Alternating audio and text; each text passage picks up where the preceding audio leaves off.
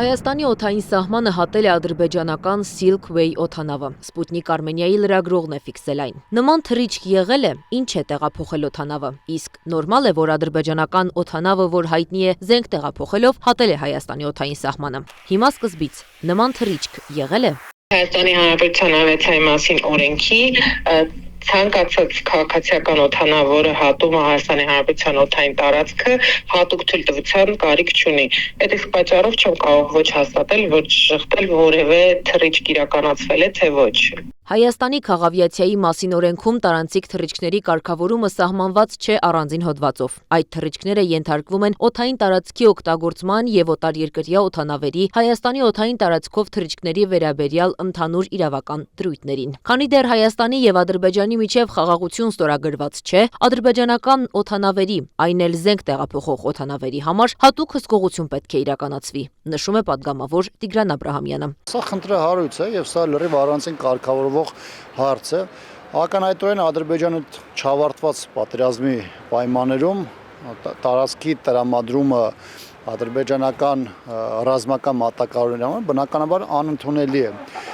Այն մոտեցումները կսկտոր, որոնք այս կամ այն կողմից փորձում է իշխանության ներկայացուցիչները ներկայացնել, հիմնավորել, մի բանը հերքել, մի բանը հաստատել եւ այլն, սրանք որևէ արժեք ըստ էության չունեն։ Աբրահամյանը նշում է, որ Հայաստանի օդային տարածքով ադրբեջանական զենք փոխադրող օդանավի անցնելն առնվազն նորմալ չէ, որովհետեւ ինչ երաշխիքներ կան, որ որոշ ժամանակ անց այդ նույն զենքը Հայաստանի դեմ չի գործածվելու։ Ինչու է Silk Way օդանավի Հայաստանի տարածքով անցնելն անհանգստություն, դժգոհություն առաջացնում։ Silk Way Airlines-ը Ադրբեջանի մասնավոր բեռնատար ավիաընկերություն է, որը հիմնադրվել է 2001-ին։ Լրագրողական հետաքննություններ կան, որոնք փաստում են ընկերության զենքեր տեղափոխելը։ Օրինակ, իսրայելական Haaretz թերթը արձանագրել է, որ Silk Way-ի բեռնատար ինքնաթիռներն առնվազն 92 վայրեջք են կատարել իսրայելական Ovda ավիաբազայում, որը պայթուցիկ նյութեր տեղափոխելու թույլտվություն ունի։ Իսկ բուլղարական ամենահին Trud օրաթերթի հետաքննությունը պարզել է, որ Silk Way Airlines-ը ավելի քան 350 այսպես կոչված դիվանագիտական թռիչքով տեղափոխել է զենք եւ ծանր զինամթերք պատերազմական շրջաններ՝ Սիրիա,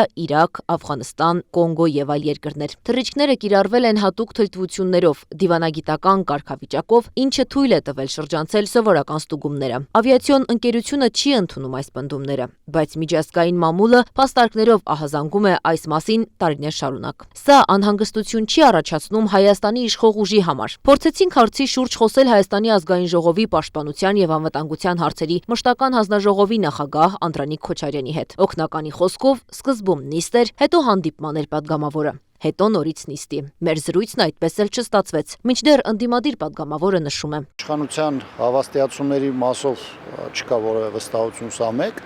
եւ երկրորդը Հայաստան-Ադրբեջան հարաբերությունների եւ ըստ էության Հայաստանի պարտադրվող օրակարգի պայմաններում բնականաբար որևէ մեկը չի կարող բացառել այդ մատակարարների հանգամանքը։ Թռիչքը, որ իրականացվել է Հայաստանի օդային տարածքով, անվտանգության առումով անհանգստություն է առաջացնում։ Հայաստանի իրավական դաշտում տարանցիկ թռիչքների առանձին կարգավորում չկա, սակայն խաղաղության բացակայության պայմաններում նման օդանավերի համար հատուկ հսկողություն է անհրաժեշտ։